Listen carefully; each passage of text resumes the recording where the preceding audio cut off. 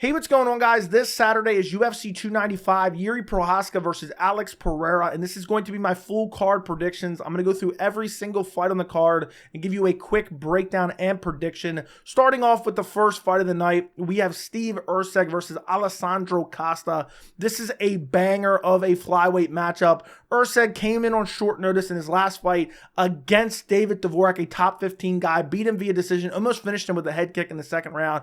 Alessandro Costa destroyed Jimmy Flick in his last fight. Fight before that made his UFC debut against Amir Albazi, where he lost. He got finished, but he had a decent showing in that fight. And I love this fight. This is a great matchup by the UFC. Both guys very well-rounded. Both guys really highly skilled. But I think Steve Erceg's a little bit better everywhere. I think he has a little bit better striking. And I think he has a grappling advantage in this fight. And I think he'll use the grappling to set up the striking. He'll use the striking to set up the grappling. You look at Costa's last fight against Jimmy Flick. He was stuffing the takedowns with ease. But he knew Jimmy Flick was just going to shoot desperation takedowns. That's all Jimmy Flick does. Looks for a takedown, looks for submissions. Steve Erceg's good on the feet. Good footwork, good movement. Good kicks as well. And I just think the striking and the grappling mixed together for Steve Erceg will get a win. I'm going Steve Erceg, 29-28 decision. I see Costa trying to chop the legs of Erceg, but Erceg was, eating some leg kicks from David Dvorak in his UFC debut and then started to check them. So I think he'll be able to adapt to that. I think Costa will get taken down, give up some control time, and I think on the feet as well, I think Erceg will be able to land some shots, some really good heavy shots, just because you'll have Costa worrying about the takedown. So I think it'll be a close competitive fight, but I'm going Steve Erceg, 29-28 decision. Moving up on the card, we have Kang versus John Castañeda. This is an interesting matchup, but it really wasn't that difficult for me to pick this fight. I'm going John Castañeda. I think John Castañeda is just very gritty. He's really durable, and he's decently well-rounded. Kang is, he's good when he's fighting his fight, but he has good offensive grappling, but he doesn't have very good defensive grappling. Ronnie Yaya was taking him down and controlling him, and I believe Ronnie Yaya is small for the weight class. Plus, Ronnie Yaya is really old. And I know that was a year and a half ago, but still, I can't get that out of my mind. John Castañeda won his last fight against Muin Gafurov. Out-grappled him at some points. Even in the Daniel Santos fight where he got finished, he looked decent in that fight as well. Looked good against Miles John. Got a submission win against Miles John, who's a really good grappler.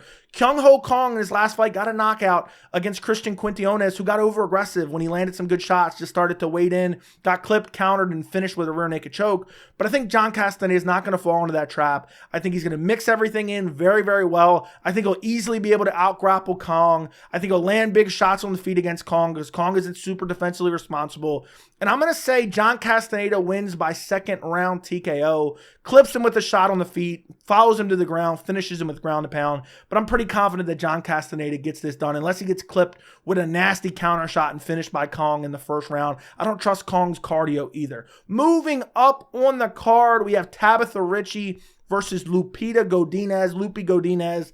This is a decent women's MMA fight. It's not a great fight, but it's a decent fight. Lupita Godinez coming off that win over Elise Reed where she was just ragdolling her, picked her up, slammed her, ended up getting a rear naked choke. And I think Lupita Godinez is getting better. She's improving. You have Tabatha Ricci, who's on a 4-fight winning streak, but Jillian Robertson, Jessica Penne, Polyana Viana's a decent win, and then it's Maria Oliveira. So not the greatest of wins by any means, and she's always looking to use her grappling, and I just think Godinez will be able to stuff the takedowns of Tabatha Ricci. She wants to grapple, and Godinez is good everywhere. She's well-rounded. She has good wrestling. She has good striking. She's improving fight to fight, it seems. And that's why I have to go Lupita Godinez. I think she gets it done. I could see her maybe finding a finish, but I don't think she's going to prioritize going to the ground with Tabatha Ricci because Ricci relies on her BJJ. So I see Godinez just kind of pressuring forward, landing good shots, stuffing takedowns from Tabatha Ricci, and I just think she's going to win the decision. I'm going to go Lupita Godinez. I'm going to say 29-28 decision, but honestly, I want to say 30-27 decision. I see Godinez winning every single round, so I'm going to say 30-27 decision win for Lupita Godinez. Moving up on the card, we have Nazim Sadykhov versus Vyacheslav Borshchev, aka Slava Klaus.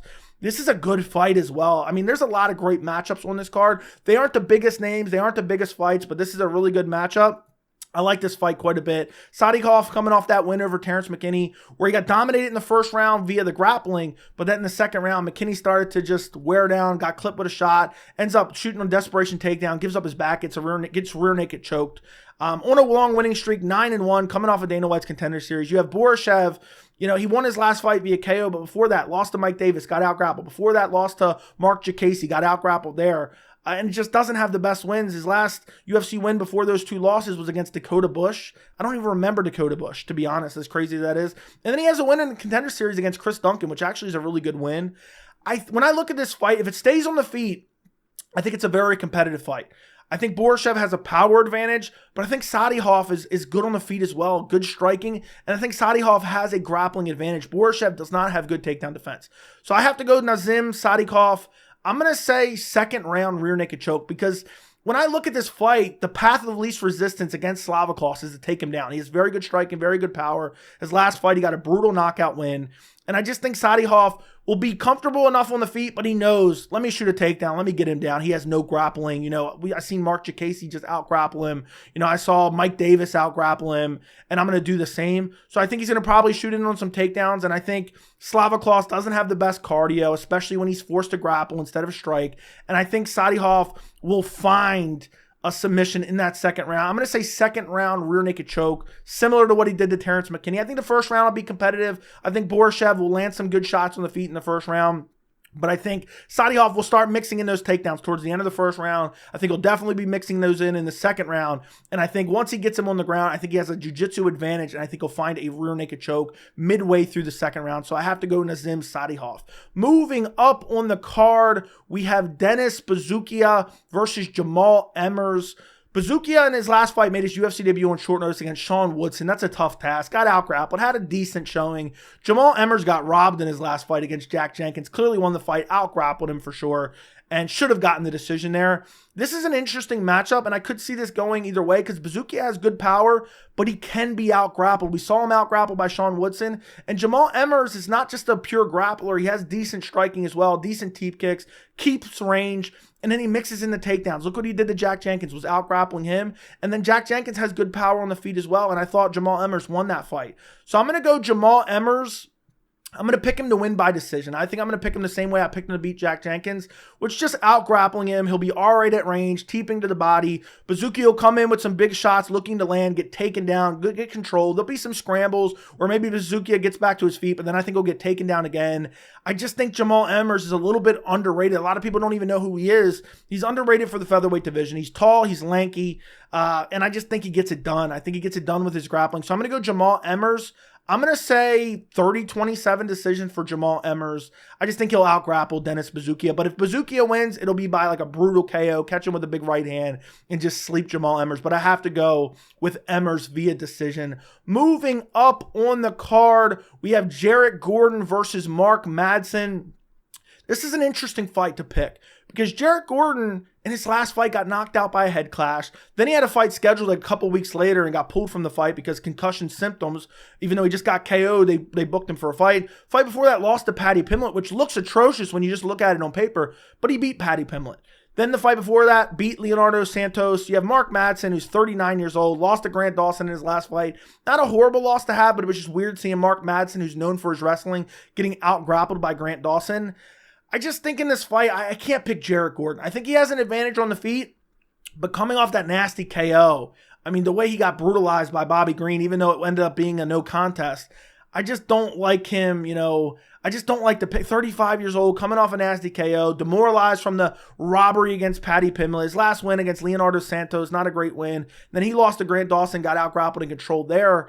I just think Mark Madsen, I think he has decent enough striking and decent enough power on the feet to get Jared Gordon's respect. Jared Gordon has a striking advantage, but I think Mark Madsen will be able to get a takedown, get some top control, and I see this being like kind of a grinding, boring fight. I'm going to say Mark Madsen 29-28 decision. But if Jared Gordon comes out with some really good movement, I could see him winning this fight. Mark Madsen doesn't have the best entries, but once he gets a hold of you and gets you down, he does have some decent top control. But I'm going Mark Madsen 29-28 decision. Moving up on the card, we have Joshua Van versus Kevin Borjas. Joshua Van made his UFC debut on short notice against Zhalgas Zhumagulov in his bowl cut. Won that fight via split decision, but he should have won the fight. Joshua Van has a really good jab, really good striking.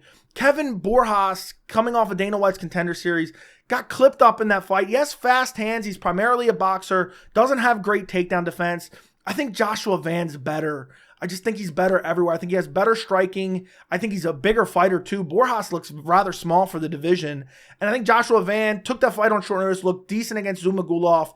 I think Borjas comes out looking to strike kind of aggressively with his boxing, and I think Joshua Van's going to have a power advantage. I think he's going to clip him badly, and I'm going to go Joshua Van via first round KO. Great jab, good takedown defense, good scrambling ability, and made a short notice debut and looked really good. So he's got a full camp for this fight. He's taking on a guy who I think is smaller than him, and I think he has a massive power advantage, and I think he's going to have, maybe Borjas has a speed advantage, but I think Joshua Van has more tools in the toolbox, in terms of kicks, where Borjas just primarily likes to strike. And even in his, Dana White's Contender Series fight, it was super competitive against Victor Diaz. And I think Van could even mix in the grappling and potentially out-grapple Borjas as well. So I'm going Joshua Van, first round KO.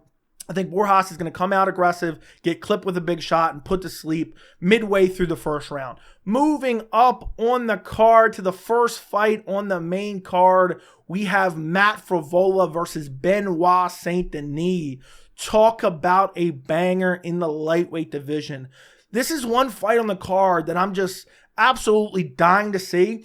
And I know this isn't like the biggest fight ever, but this could have been like a fight night main event. That's how good this fight is. Matt Frevola, 3-fight winning streak. KO'd Drew Dober in his last fight. KO'd Atman Azaitar the fight before that. KO'd the guy before that as well. Benoit Saint-Denis on a 4-fight winning streak. Been destroying guys as well. Thiago Moises. Fight before that, Ismael Bonfim. Fight before that, Gabriel Miranda. Fight before that, Nicholas Stolze.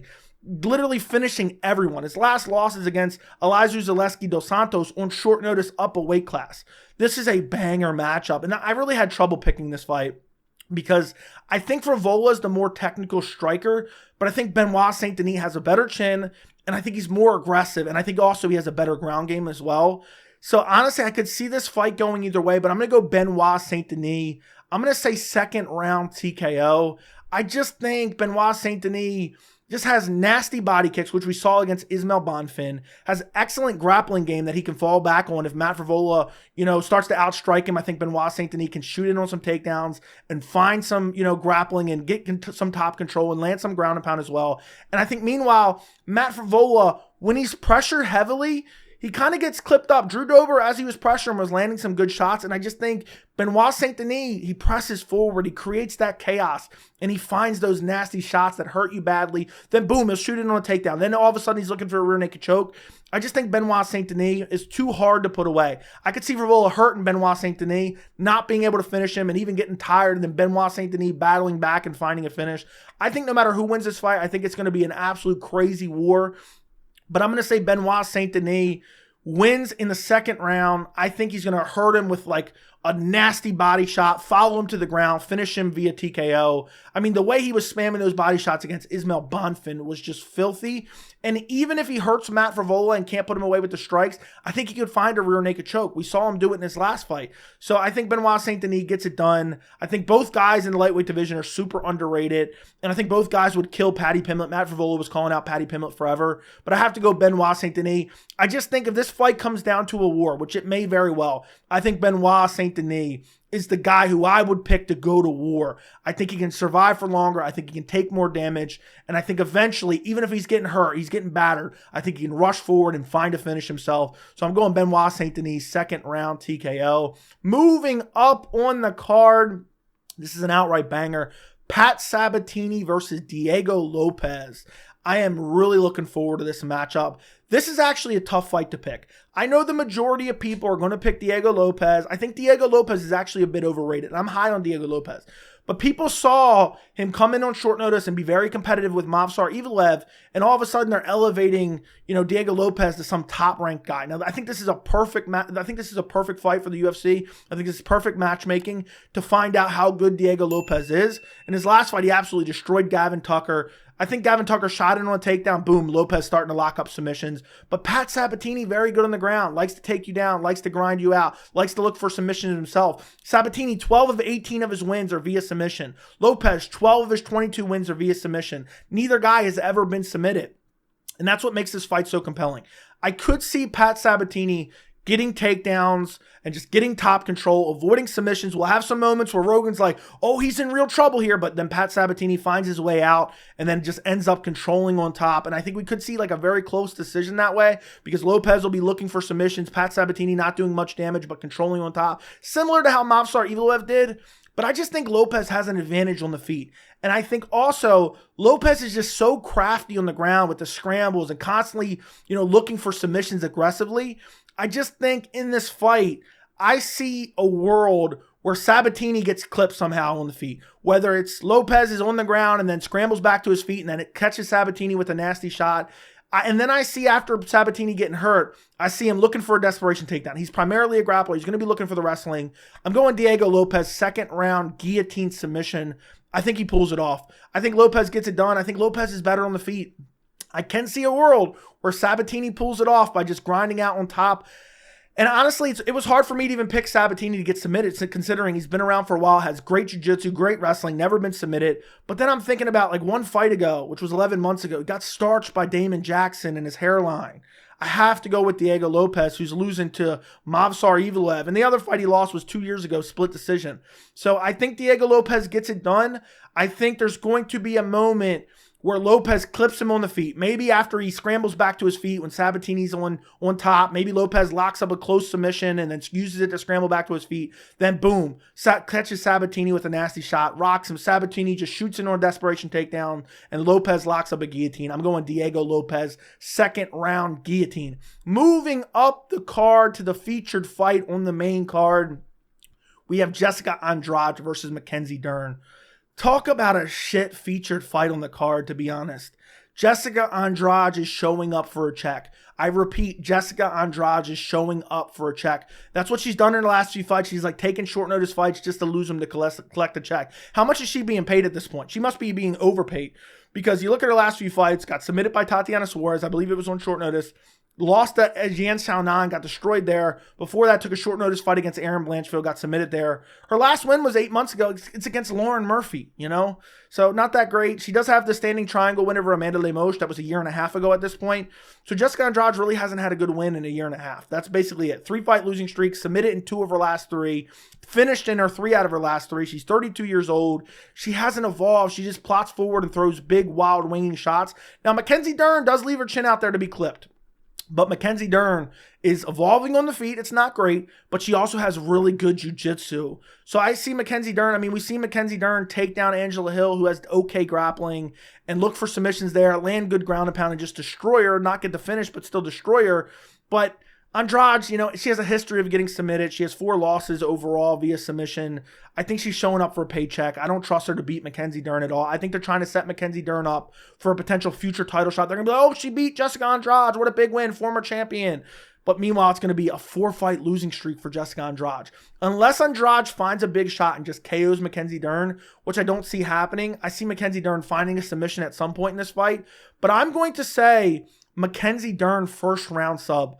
That's how much I think Jéssica Andrade is showing up for a check. I don't think she's there to win. I doubt she's even training. You have a Mackenzie Dern who wants to be a champion because the UFC wants to promote her badly because of her looks. They think she can be a star. And you have Mackenzie Dern thinking about, those paychecks, those Ronda Rousey type paychecks. That's what Mackenzie Dern is thinking about. And she has excellent jiu-jitsu, excellent submission ability. So I think she probably gets like a hip toss on Jéssica Andrade. Andrade is just plotting forward, swinging, wild winging shots, gets a hip toss. Jéssica Andrade just tries to power her way back to her feet. Mackenzie Dern jumps on her back. And I'm going to go late first round rear naked choke win for Mackenzie Dern. Moving up on the card to the co-main event, we have Sergei Pavlovich versus Tom Aspinall for the interim heavyweight title. Now, one thing that's very interesting about this fight is Sergei Pavlovich was the backup for John Jones versus Stipe Miocic. So he was training to fight on this card and weigh in as a backup, even though the UFC didn't offer Stipe the fight, which makes absolutely no sense. Meanwhile, Tom Aspinall was asking to fight Pavlovich on this card, but the UFC said, no, we don't need that. We have Pavlovich as a backup. We're not going to have him fight. So Tom Aspinall's taking this fight, I believe it was 3 weeks notice, where I don't know how good of shape he was in when he accepted this fight. So that really impacts my prediction because my early prediction when I first found out this news, I was going Tom Aspinall. Sergei Pavlovich, very one-dimensional, just uses his hands. I went back and watched every single one of his UFC fights. You know how many kicks he's thrown? Unless I missed one, he's thrown 0, a grand total of 0 kicks from Sergei Pavlovich. All he does is throw his hands, and he doesn't look to grapple at all. And in his last 6 fights, all first round KOs. And I'm going to do a more in-depth breakdown later this week on the channel, so make sure you subscribe and turn on notifications for that. But this fight really comes down to, does Tom Aspinall get the takedown? Does Tom Aspinall just out-grapple Sergei Pavlovich? Because you go back to Pavlovich's UFC debut and his only loss, he got out-grappled by Alistair Overeem. But that was many years ago. I believe he's improved it. We haven't seen it, but I think he's improved it. He's probably been working on it. He's, taking a fight as a backup against Jones and Stipe, so he's probably working on his grappling because he knows his striking. He wants to stay on his feet. And I just think Tom Aspinall coming in on short notice. And then I went back and watched a lot of Tom Aspinall's fights, and he's leaving his chin up in the air. There was one shot that Marcin Tybura clipped him right on the chin. You look back to Curtis Blades' fight, landed a couple shots on the chin as well. I know he got injured in that fight and then wheeled out in the world's smallest chair, so we really didn't get to see that fight play out. Fight against Alexander Volkov, getting clipped on the chin in that fight. He gets the win, got a submission, got a takedown and submission. Fight before that, Sergey Spivak, I don't think he got clipped on that fight, but the Andrei Arlovsky fight, I wanted to talk about that one. He got clipped on the chin a couple times by Andrei Arlovsky. If Pavlovich finds your chin and hurts you, it's over. He just swarms you. He doesn't have that nuclear Francis Ngannou power, but he has nasty power. And I just don't trust Tom Aspinall's timing on a short camp against a monster like Sergei Pavlovich, who's been training, especially when Tom Aspinall just kind of moves forward. And, he has good, don't get me wrong, he has good movement. But when he moves forward, he leaves his chin up in the air. And what'll tell me in this fight is forward pressure, because both of these guys do very good when they're moving forward. Tom Aspinall likes to be very aggressive. I don't know how aggressive he's going to be against Pavlovich. I could see Aspinall coming out, moving side to side, trying to set up a trap for Pavlovich. Boom, double leg takedown. Now, if he gets that first double leg takedown, I'll be like, okay, I'm favoring Aspinall now. But I just don't think he's going to be able to. I think Pavlovich going to keep that very heavy base. He's not going to throw any kicks where he gets a kick caught and gets taken down. And I just think Aspinall, you're getting clipped by Marcin Tybura. You're getting clipped by Curtis Blades. You're getting clipped by Andrei Arlovsky, even though that was a couple years ago. You leave your chin up in the air. You get super aggressive. You leave your chin up in the air. I think Pavlovich finds the chin, and I think he hurts him badly. I'm going Sergei Pavlovich first round KO. I mean, you look at Sergei Pavlovich, Curtis Blades, first round KO. Fight before that, Tai Tuivasa, first round KO. Fight before that, Derek Lewis, first round KO. Fight before that, Shamil Abdurakhimov, first round KO. He's fighting better competition. I mean, Tom Aspinall, what's his best win? Alexander Volkov 2 years ago. I think Volkov's gotten better since then, and that is a really solid win. But, Marcin Tybura in his last fight, they gave him a warm-up fight because he was coming off an injury. I think Sergei Pavlovich will be able to stuff the takedowns. I think Sergei Pavlovich will be able to find the chin. I do think Tom Aspinall has a way to win this fight because he's very athletic. He has really good movement. He has good wrestling, has good jiu-jitsu. He's light on his feet for a heavyweight. And I could see him just moving side to side, landing good shots, peppering some body kicks, peppering some leg kicks, and then maybe shooting a takedown. But I just think Pavlovich, even though he's so one-dimensional, he does it so well. So I think he gets it done. I think Tom Aspinall is going to be very aggressive, and I think he's going to walk into a nasty power shot from Pavlovich right on the tip of the chin, and then I think Pavlovich just swarms him and finishes him. I'm going to go Sergei Pavlovich mid-first round, brutal KO. I think he's going to hurt him badly on the feet, and then I think eventually, as Tom Aspinall is kind of trying to, survive, I think Pavlovich is going to catch him with a nasty shot and sleep him. I also think some of these UK guys get overhyped a bit. I mean, I watched all Tom Aspinall's recent fights, and you have Michael Bisping just glazing him the whole entire time. And Tom Aspinall, I know he's looked good, but not against the best competition, where Pavlovich has been fighting better competition. And I just don't think Tom Aspinall is going to go out there on short notice and beat Sergei Pavlovich, who's an absolute savage on the feet. So I'm going Sergei Pavlovich, first round KO, nasty, brutal KO. Moving up on the card to the main event, we have Jiri Procházka versus Alex Pereira for the light heavyweight title. For the vacant light heavyweight title, which I don't think is officially vacant yet, but will be vacated the second they're in the cage on Saturday. This is a banger matchup. I love this fight at light heavyweight. Jiri Procházka has been out for a while, though. He's been out for roughly a year and a half, a little under a year and a half, I believe. He fought Glover Teixeira, won the title, was supposed to fight Glover Teixeira in the rematch, hurt his shoulder, was out for a while, had to get surgery. Meanwhile, Alex Pereira, his last fight against Jan Blachowicz didn't look particularly good. I think he lost to Jan Blachowicz. He got out-grappled in the first round, looked very tired in the second and third. There was an argument that Alex Pereira won the fight. I thought Jan should have won the fight. Fight before that got flatline KO'd by Israel Adesanya. Fight before that has a win over Israel Adesanya. But I think the move to light heavyweight, I wonder if it's going to be diminishing returns because Pereira was so good at middleweight because he had this massive size advantage against the rest of the competition. But even with that size advantage, you have Israel Adesanya taking him down in the first fight and literally just dominating him on the ground. I believe it was the third round. I think Pereira has decent takedown defense, but once you get in on those shots and get him down, I mean, it's over. He gets controlled. I mean, Jan Blachowicz is an old man. Jan Blachowicz isn't known for his grappling ability. He has decent grappling, don't get me wrong, but he's taking your back. And I know Pereira avoided the submission, but I think Jiri Procházka has underrated grappling. Look what he did against Glover Teixeira. There was multiple times Glover had full mount. Glover's known for the best top game in the light heavyweight division, and Jiri scrambling out. Even scrambled out and found a rear naked choke in the 5th round. I do worry about Jiri, though, because coming in after a long layoff, coming off a shoulder injury, and I do think Alex Pereira's last performance, it looked bad, but I think you have to attribute a little bit of that to the altitude and also moving up a weight class and also the fact that he got dominated in the grappling in the first round. So you have to take that performance with a grain of salt. But what I've always said about Pereira is his striking is a bit overrated. He has really good offensive striking, but he doesn't have great defensive striking. And Jiri Procházka goes out there and creates chaos and finds moments and uses his full arsenal of body kicks and just throws overhands and pumps the jab and nasty leg kicks and just mixes it all in, and he presses forward like a madman. I mean, Jiri Procházka, undefeated in the UFC, destroyed Glover Teixeira, not destroyed Glover Teixeira, but amazing fight against Glover Teixeira where he gets a rear naked choke, destroyed Dominic Reyes, flatlined him with the spinning elbow, destroyed Volkan Ozdemir in his UFC debut. How crazy is this? This is only Jiri Procházka's 4th fight in the UFC. That is absolutely wild to me. Jiri Procházka is one of the most exciting fighters in the UFC. And you have Pereira, who I understand he has some good wins, but I think a lot of that power and size advantage at middleweight helped him out quite a bit. And he's not going to have that advantage over Procházka. Now, I am worried. I wonder if Procházka is going to grapple at all, because I think Procházka can out-grapple Pereira easily, and he's not going to gas. Procházka has a good gas tank. He's shown it time and time again. Even with the crazy volume that he puts out, he still has an excellent gas tank. Maybe that's why USADA was testing him so much. But I think Jiri Procházka gets it done. I'm going to go Jiri Procházka 3rd round KO.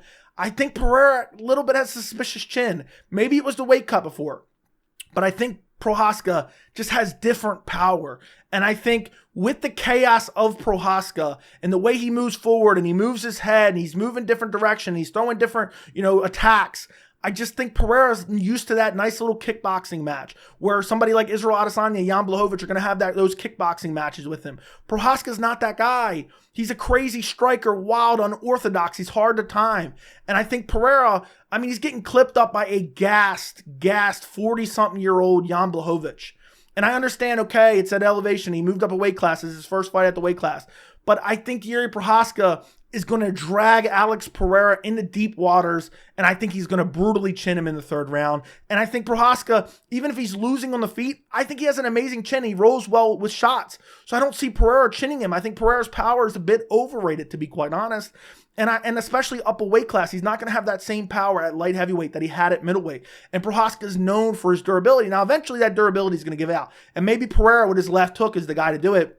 But I think Procházka, crazy arsenal of attack, nonstop pressure, just an absolute wild man, unorthodox, has the grappling advantage, and Pereira's not going to have a huge size advantage. So I have to go Jiri Procházka. I think Pereira's defensive striking isn't that good. His offensive striking is good, but in kind of a slow-paced kickboxing match.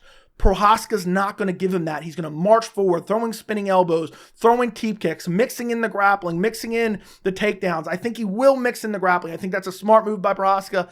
I'm questioning it a little bit, but I think he knows he can go in there and out-grapple Alex Pereira. I think if I knew for sure Procházka's definitely mixing in the takedowns, I think Procházka easily wins this fight, because look what he did against Glover Teixeira. At points, he was controlling Glover Teixeira, and I know Pereira trains with Glover Teixeira, and I'm sure he's helped work with him for this training camp, but I just think all that together, plus Pereira doesn't have the best defensive striking, I think Procházka finds that chin, and I think that Procházka brutally sleeps him in the 3rd round. I'm going to say mid-3rd round brutal KO by Jiri Procházka. I think it's going to be one for the ages. I think it's going to be a highlight reel KO.